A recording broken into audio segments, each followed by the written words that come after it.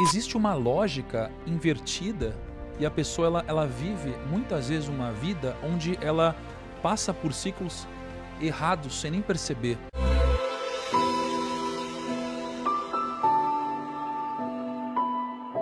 Você precisa virar a casa se você quiser enriquecer, se você quiser ganhar mais dinheiro.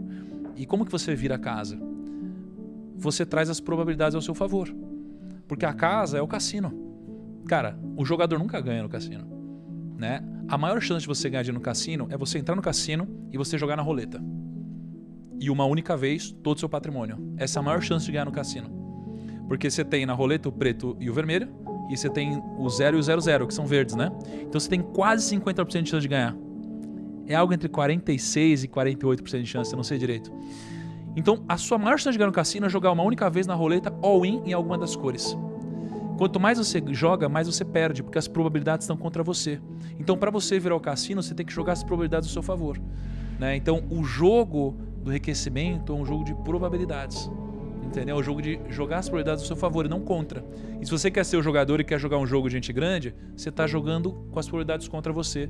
E você tende a empobrecer, a fazer cagada, a viver pobre, mas com a esperança de que você vai enriquecer algum dia, mas não vai. Eu passei a deixar de querer enriquecer só com os meus investimentos e passar a ter uma carteira de clientes diversificada. Então foi quando eu deixei de querer enriquecer só investindo meu dinheiro e passei a montar um negócio. Tá. Não é? Então pensa assim, ó, tem muita gente hoje que acha que vai enriquecer pegando o seu dinheiro e querendo ficar comprando e vendendo toda hora. Pode enriquecer, mas as probabilidades estão contra você. Por isso é natural que você tenha mais chance de quebrar ou de não prosperar. Quando você empreende sem ferir princípios, porque o empreendedorismo por si só também é um jogo de probabilidades contra você, tá? Então quando você empreende numa área que você conhece, sem você se expor ao risco da ruína, sem se endividar mais do que você deveria, né? Aprendendo antes de correr algum grande risco, você acaba jogando aos poucos a probabilidade a seu favor.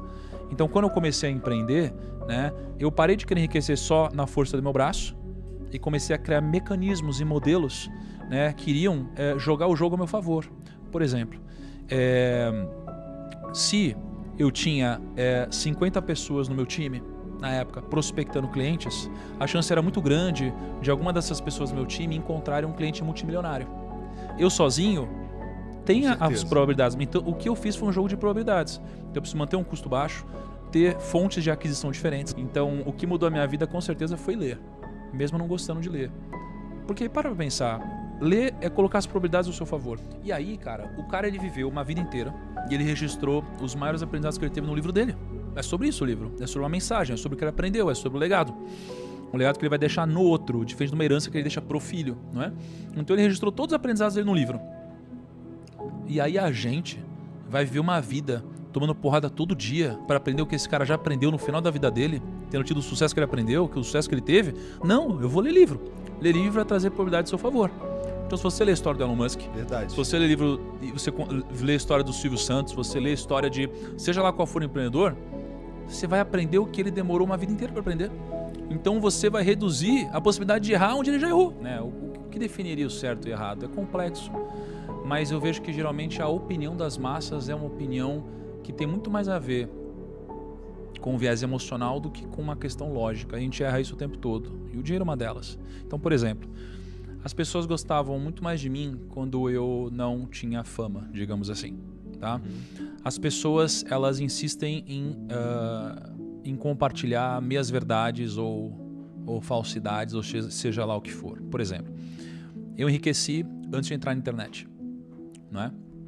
Então, quando eu entrei na internet, eu era pequeno, as pessoas elas admiravam isso. Admiravam eu ter enriquecido antes de entrar na internet, empreendendo, e aí depois compartilhar esses aprendizados na internet. Quando eu consegui compartilhar o aprendizado com muito mais pessoas, e eu passei também a ganhar mais dinheiro digitalmente, né? Coisa que uma linha de receita que eu não tinha antes, muitas pessoas começaram a me demonizar pelo simples fato de eu fazer muito dinheiro. Porque, realmente, assim, o empreendedor, ele é muito mal visto aqui. Porém, no final das contas, né, existe uma lógica invertida e a pessoa ela vive muitas vezes uma vida onde ela passa por ciclos errados sem nem perceber. Então, é claro que existem as exceções, mas muitas vezes eu sou uma pessoa que eu não fui admirado numa empresa onde eu trabalhei, por exemplo. Então eu não recebi um aumento, eu não cresci e eu fiquei estagnado mesmo acreditando que eu estava fazendo um bom trabalho. E aí isso daqui me traz a crença, já que muitas pessoas ao meu redor me dizem que o patrão é explorador e o funcionário é sempre do bem, que o funcionário ele não deve trabalhar muito, porque isso daqui não vai me enriquecer nunca, e eu nunca vou crescer, porque é assim que funciona o mercado capitalista malvadão, por exemplo. E aí, quando eu me demito ou eu sou demitido e vou trabalhar numa outra empresa, eu entro nessa empresa com essa crença. E aí por isso eu não desempenho mais do que eu poderia desempenhar. E aí eu não cresço novamente ou eu sou mandado embora em algum momento. E aí eu começo a achar que a culpa é do outro. Enquanto que, na verdade, pelo fato de eu ter vindo com essa crença e evitado trabalhar mais do que eu poderia e trazer mais resultado do que eu poderia, né, me fez não crescer. Então, no final das contas, eu estou culpando o outro por algo que, na verdade, eu estou errando. Porque a gente começa a entrar num ciclo negativo. Né, e muitas vezes esse ciclo vem das grandes massas. Né, porque a maioria das pessoas, elas geralmente não tem algum resultado expressivo. Elas sonham em ter muito dinheiro. Elas gostariam demais de ter muito dinheiro. Mas quando o amigo delas cresce, elas passam a entender que existe algo errado nisso. A gente tem muita dificuldade de admirar o sucesso do outro. Uhum. E a gente vive nesse ciclo, né, cara? É muito difícil, cara, você ouvir alguma reflexão sobre riqueza de alguém que não chegou lá.